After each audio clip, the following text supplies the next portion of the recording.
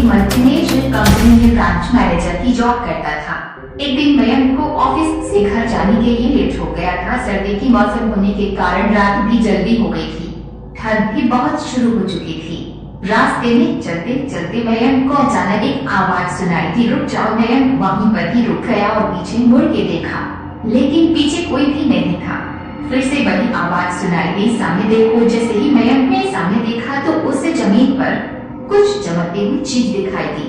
मयंक दौड़ के उस चीज के पास गया और देखा तो ये कोई साधारण चीज नहीं थी, बल्कि एक चमकता हुआ हीरा था। उसने वे हीरा अपने हाथ में लिया। उसकी चमक देखकर मयंक की खुशी का पार न रहा, लेकिन मयंक को कहाँ पता था ये कोई साधारण है या नहीं, बल्कि एक मायावी हीरा है। अचानक उस हीरे में से आवाज आई, अगर तुम्हें और हीरे चाहिए तो इस जमीन को खोद दो। इस जमीन के नीचे बहुत सारे हीरे हैं। मयंक खुश हो गया। उसने उस हीरे को अपनी जेब में डाला और जमीन खोदना शुरू किया। करीबन 2 फीट खोद काम करने के बाद अचानक मयंक डर के मारे चिल्लाने लगा। इसके कारण उसका संतुलन खो गया और जमीन पर गिर पड़ा, क्योंकि उस गड्ढे में से हीरे मोती नहीं बल्कि किसी इंसान का कटा हुआ सर मिला। अचानक वे सर हवा में उड़ने लगा और बोला, डरो मत, मैं तुम्हें कोई हानि नहीं पहुंचाऊंगा। मैं तुम्हें बहुत सारे हीरे जवेरात भी दूंगा, बस मेरी बात ध्यान से सुनो। मैं जहाँ जाता हूँ वहाँ मेरे पीछे आओ। फिर वह सिर हवा में उड़ा और जंगल की ओर बढ़ने लगा। तकरीबन 1 किलोमीटर चलने के बाद वे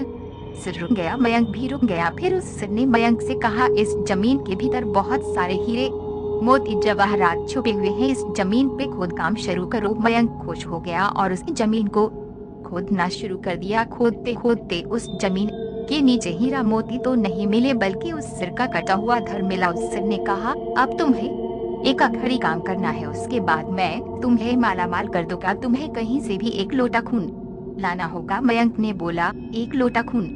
पर मैं 1 लोटा खून कहाँ से लाऊंगा? उस सिर ने कहा, चलो मेरे साथ। वो डरावना चेहरा मयंक को साथ लेकर थोड़ी दूरी पे गया। वहाँ उसे एक इंसान को जाते हुए देखा। वो सिर बोला, उस इंसान को माच कर उसका खून ले आओ। मयंक डर गया और बोला, नहीं नहीं, ये मुझसे नहीं होगा, मैं ये नहीं कर सकता। अगर तुमने ये काम नहीं किया तो मैं तुझे बहुत बड़ी मुसीबत में डाल दूंगा, फिर तुम्हारी पूरी जिंदगी नर्क बन जाएगी। मयंक ने हाथ जोड़कर उसे कहा, मुझे माफ कर दो, अगर मैंने उसे माच तो मुझे पुलिस गिरफ्तार कर देगी और मुझे चल जाना पड़ेगा। उस सिर ने अपने तंत्र मंत्र की शक्ति से एक छुरी और लोटा प्रकट किया और गुस्से से बोला, अगर तुम मेरा ये काम नहीं करोगे तो मैं तुम्हारे पूरे परिवार को मौत के घाट उतार दूंगा। मयंक ने मजबूरी में आकर उस आदमी को माच डाला और उसका खून लेकर उस सिर के पास गया। वो सिर खून को देखकर बहुत खुश हुआ और बोला, ये खून मेरे शरीर पे डाल दे। उस सिर के कहने पर मयंक ने खून को उसके शरीर पे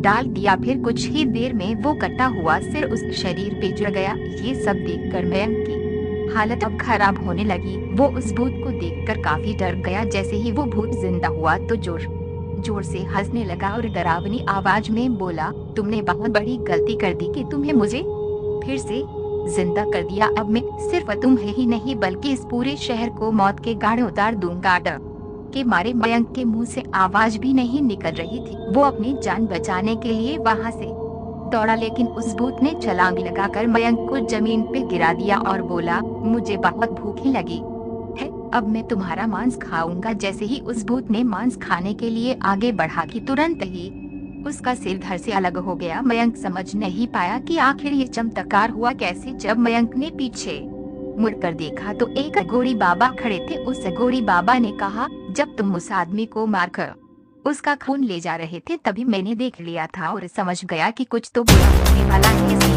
इसलिए मैं तुम्हारे पीछे पीछे यहाँ तक चला आया और मैंने अपनी मंत्र की शक्ति से उस भूत को फिर से माच दिया। अब तुम निश्चित होकर अपने घर जाओ, अब तुम पर कोई खतरा नहीं है। आज भी मयंक उस बात को याद करता है तो उसकी रूह तक कांपने लगती है।